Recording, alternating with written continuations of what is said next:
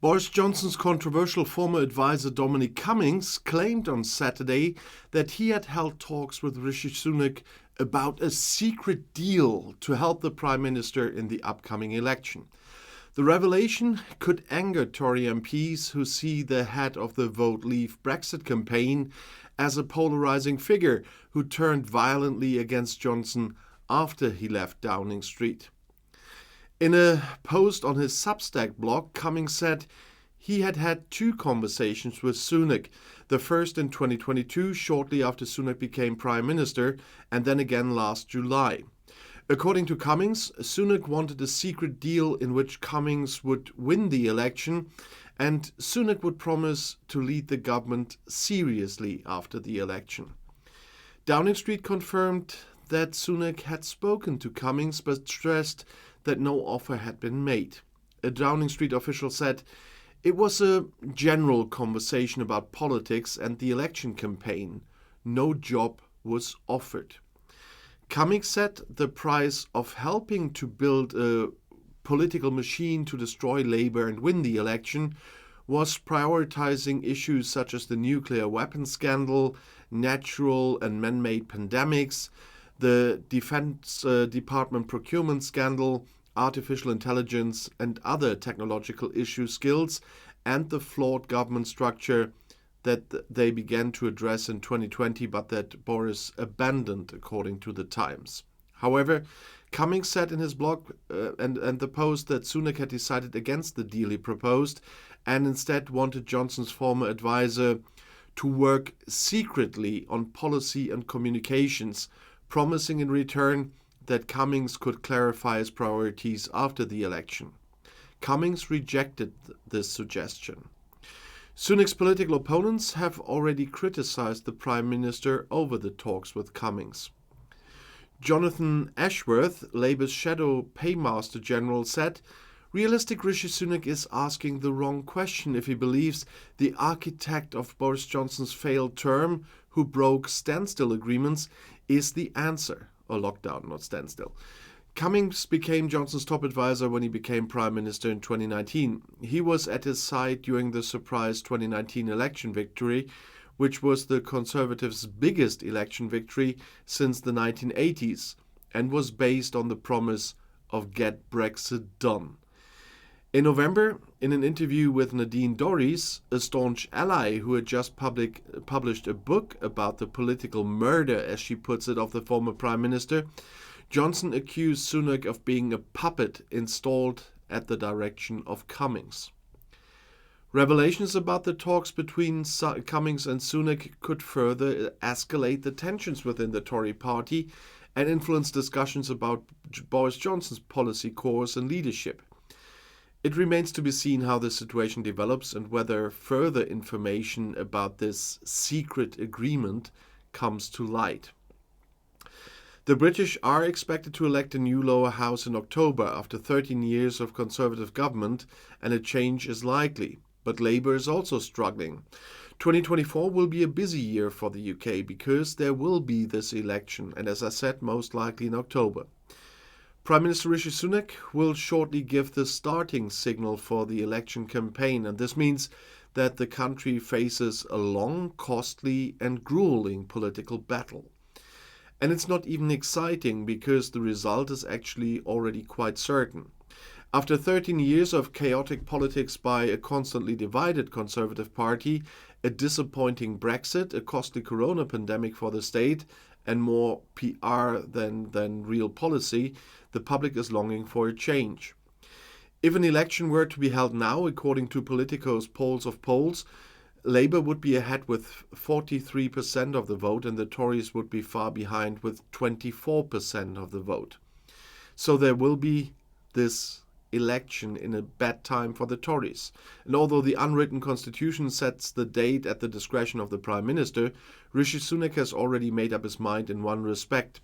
In January 25, the last possible period, he does not want to bring those eligible to vote to the polls.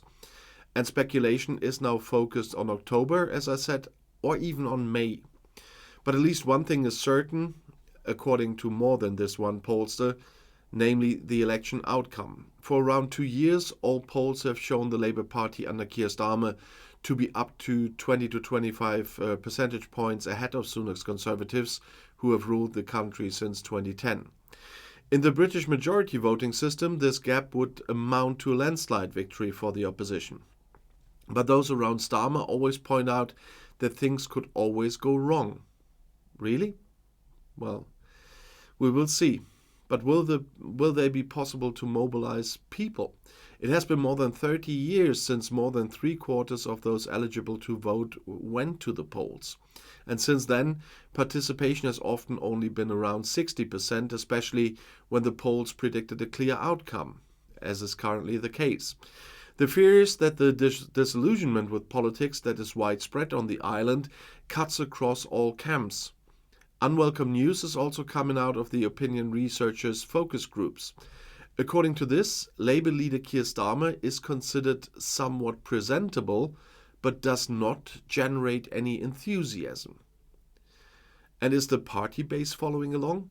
No matter how sophisticated the centrally led offensive on anti-social media may be, no matter how sophisticated Starmer himself turns out to be a brilliant TV debate speaker, in the end, it is the shoe leather that counts on the island.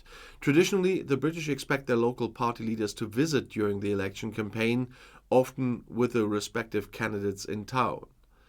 And if a large number of active members refuse to campaign for Starmer, things would look bad for the candidate for Downing Street. As in many other social democratic parties in Europe, Labour's base is further to the left than the party leadership. Starmer's predecessor, Jeremy Corbyn, had inspired the base, and Starmer himself also secured the party's internal victory with left-wing slogans.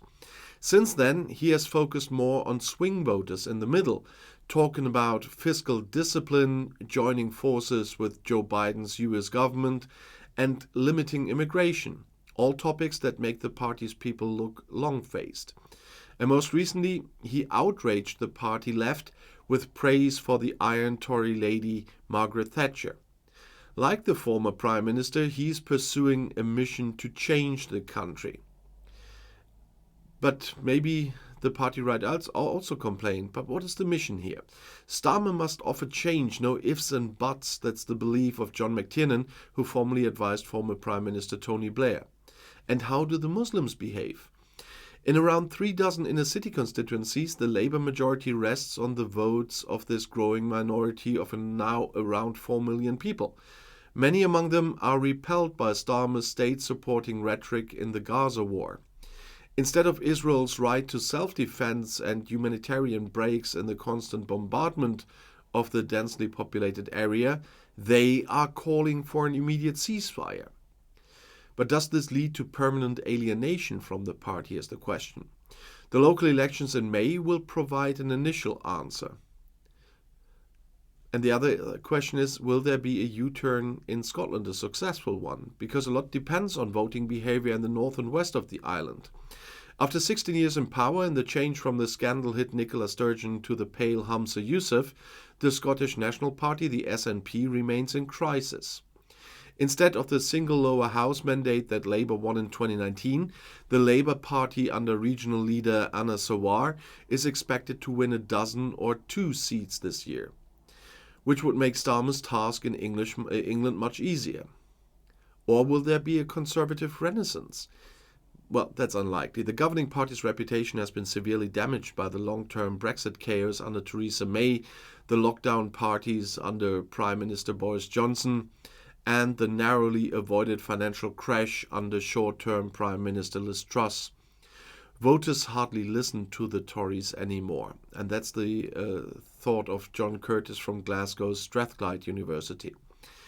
The Conservative Chancellor of the Exchequer seems to see it similarly. In his New Year's message, Alan Mabbutt acknowledged the path to victory is steep and narrow. And if you want to know more, the next video is right here on the end screen. I'll see you there. I'll be back.